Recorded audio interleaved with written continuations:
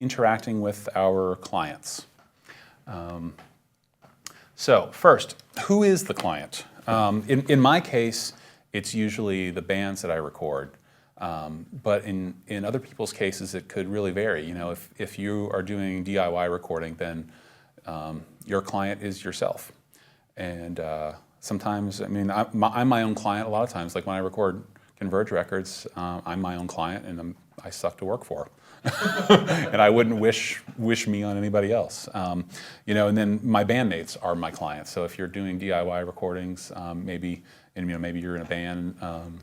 You know, your bandmates are your clients, or you know, maybe if you know you're a little further along in your career, you might consider the client to be the band's management or the band's record label, or even the band's audience. You know, depending on what the band's goals are. You know, if you know, a degree of commercial success seems to be their goal, which isn't really the type of bands that I record too often, but once in a while, you know, like you know, I think music's become very competitive lately, and some bands are keenly aware of how people respond to their music in relation to their contemporaries. So if a band is really putting sort of their business goals to the forefront, you have to consider that stuff. So you know, you got to know about a band's audience. And I think that I think about a band's audience even for like underground records. You know, like I recorded High on Fire about a year and a half ago at this point, and they are a favorite band of mine. So I'm actually one of their audiences. So as I was making their record, I was thinking like not just, you know, doing what the guys asked me to do and supporting the record that they're trying to make, but I'm also thinking about it from the perspective of the audience. Like, hey, I'm a fan of this band, and what do I want to hear from this band, and what are their strengths, and what caused me to fall in love with this band, and you know, thinking about what my favorite recordings of theirs were, and then trying to make sure that what I did as an engineer kind of supported what the fans of the band wanted to hear. So, you know, usually what the client is some amalgamation of, you know, band, fan, record label, so forth and so on. Although for the purpose of this course, I'm going to talk about clients mostly as they pertain to me, which is the band. But keep in mind that term can be more broad than just the band. So now that you've identified who your client is, you want to know what their goals are. Are they a band that's competitive with their peers? Are they concerned about having like the loudest record or the fastest record or the most innovative record or, you know, whatever? Or are they just a group of friends that are really enjoy playing with each other, and they're mostly concerned about having a really positive interaction with their friends and an enjoyable recording process that they can, you know, be proud of making a recording that's a representation of who they really are, you know, or, you know, but maybe they don't want that. Maybe they want an idealized version of themselves, and just trying to determine what that ultimate goal is. You know, I've recorded some bands that have like, you know, quite frankly, the records might have been better had they, you know, kicked out their drummer and gotten somebody else or something like that. But you know, maybe. You know, just the experience of a group of friends doing something together is more valuable than the final result of the record. And you know, I think about that a lot when I'm picking who I work with. You know, I just want to enjoy my life, and I want to work in my studio and enjoy the music that I'm working on, but also enjoy the interactions with the people that I'm working with. And I kind of care about that creative process and the excitement that you get in the creative process more than I do the final result, because I can always just not listen to the record when it's done if it doesn't come out good. But if I spend a week or 2 weeks or however long with a band, I want to enjoy that creative process and share that with them. So, you know, and if that's their goal, that's great. And I try to work with bands that have that as their goal. But, you know, that being said, you know, if the band is entrusting you with their baby, you really want to identify what what their goal is and try to help support them in achieving their artistic goals. And if their goal is to, to make a record that's super polished and competitive with other other bands of their genre, then that's your job. And if you don't feel as though you're the right person for that job, then you should be honest with them and tell them that, hey, maybe I'm not the right person for you to be working with, and maybe there's somebody who's better at helping you pursue your goals than I am. And I do that regularly. So let's see, what do we got next year? Yes, so interacting with clients. These are 7 rules that I sort of think about regularly as I'm interacting with my clients. First one is to be transparent. Well, actually, this be transparent thing is not a rule. This is optional, and this goes back to what are the client's goals and who is the client. If I'm recording a band that have a bunch of recording-oriented people in the band that are curious about what my process is and why am I using this mic on that and blah blah blah. Perfectly happy to tell them. But there's also a lot of people I record who are intimidated by the recording process and don't want or are easily stressed out and don't want to get bogged down in the minutia. So for those people, I try to make the recording process as transparent to them as possible. Keep them on task. Let them worry about playing music, and then let me worry about the engineering stuff. So if a microphone goes down or mic pre or a cable or something like that, I know I'm not like, oh God, we got to do this and but no, we got to fix this mic preamp, otherwise it's going to sound different than the last song about. They don't care. They just want to play music. So I don't let them sweat any kind of headache you're going through. And also, if you sort of clue a band in too much on what you're doing as an engineer, or more, not so much what you're doing, but if there's any technical hurdles that you're having, if you clue them in on those technical hurdles a lot, they can start to lose confidence in you. And you want to present yourself with confidence. You want them to have confidence in you so that they'll perform their best. So number 2 is be malleable. I have a way that I like to do things in my studio that I think sounds best in my studio, but if a band isn't comfortable with recording that way, then I'm malleable. I can record, I'll record the way that they want to record and the way that they feel comfortable. And I think that having people perform well is way more important than getting the ultimate sound quality out of something. Tad and I were talking earlier about live recording, and in his studio he records a lot of the bands live, and he was telling me about a band he recorded recently that came in super prepared and could just play all together and just kill it. A lot of bands can do that, a lot of bands can't. So try to figure out what type of band you're recording and which type of recording method is going to work best for them.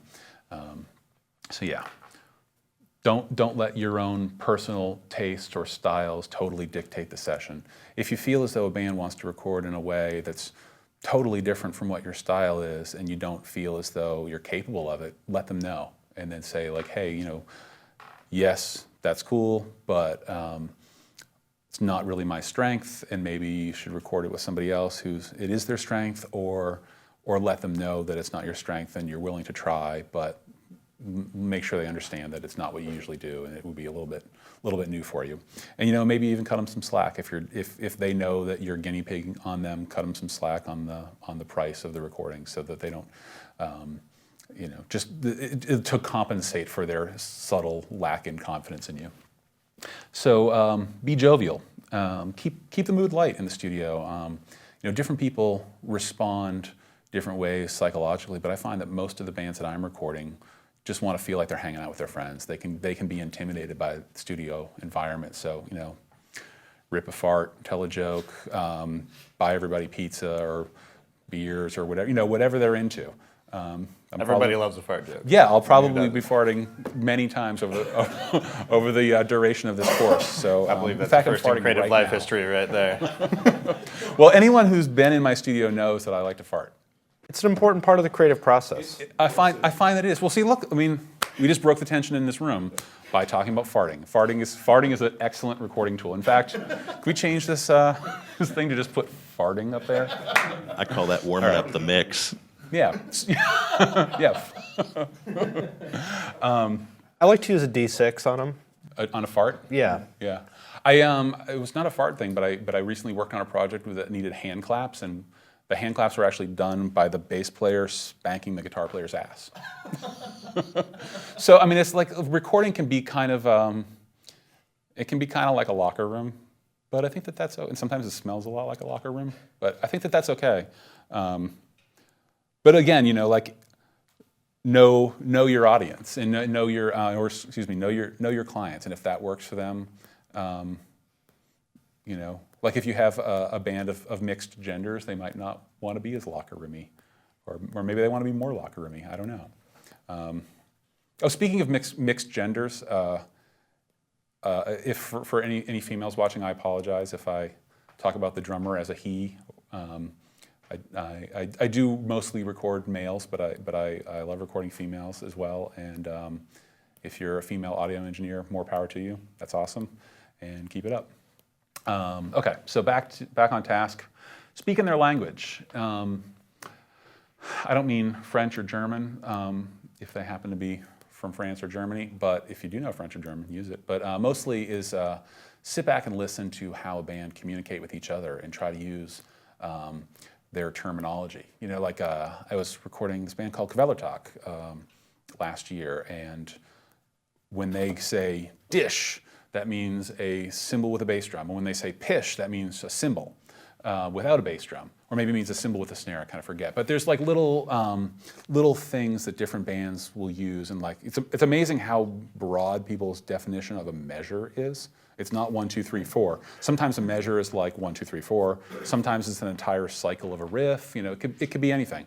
So try to, there's one band that I record that tuned to drop C, but when they're explaining riffs, they go, like open to 1 is E, F. So like a riff will go E, F, 5, 6. So you want to like identify like, okay, these guys are, or maybe, they're like, oh, well, this is the E minor 7 sus 2 or whatever. Like they might talk in musical terms, or they might talk in total caveman terms, and try to identify what terminology they're using and how they interact with each other and speak in their language, and which sort of harkens back to be malleable. Is don't make them conform to you. Try your best to conform to them, and it'll make the whole process move along quicker and easier. All right, keep them in the loop. This is sort of the opposite of be transparent. If there's something going on that they need to know about, don't hide it from them. Whether that's like Pro Tools just shit the bed, or you accidentally deleted a bunch of tracks, or or you have to take your dog to the vet, or whatever. Just let them know what's going on. Being left in the dark, I think, is one of the worst feelings in life. I can't stand when I'm trying to get an answer out of someone and they just don't keep me in the loop. And the same it also it happens when you're booking bands too, and that's why I usually like to book bands via email, so that there's like a paper trail of what you talked about.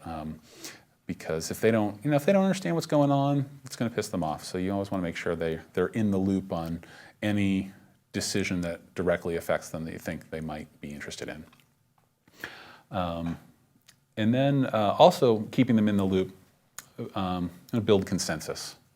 We're going to talk a little bit soon about the different personality types within a band, and you'll find that there's certain leaders in a group for different subjects, but don't discount anyone's opinion within the band, even if they have trouble articulating their opinion. I think there's a lot of people who play music who they don't give themselves enough credit. They might not be able to communicate technically with you, but they still might have some great ideas. And if you're patient with them and try to learn how they articulate their ideas and try to communicate with them in a way that they can understand, you might actually get some great information out of them.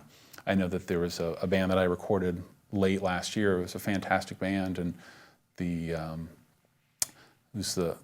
guitar player of the band was sort of the driving creative force of the band, but he was at least initially not super confident in the communication of his ideas. But the drummer was very confident and articulate in his ideas, so he kind of got his way all the time. And his ideas were totally valid, but in the end, once the guitar player sort of gathered a little more confidence, I realized that he was really the one who had the vision for where the songs should go.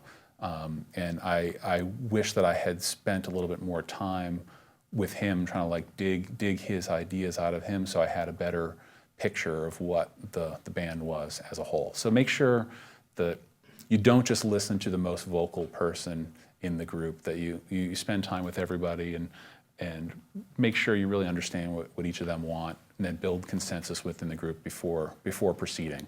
Because if you don't do that, whoever the loudest voice is going to get their way.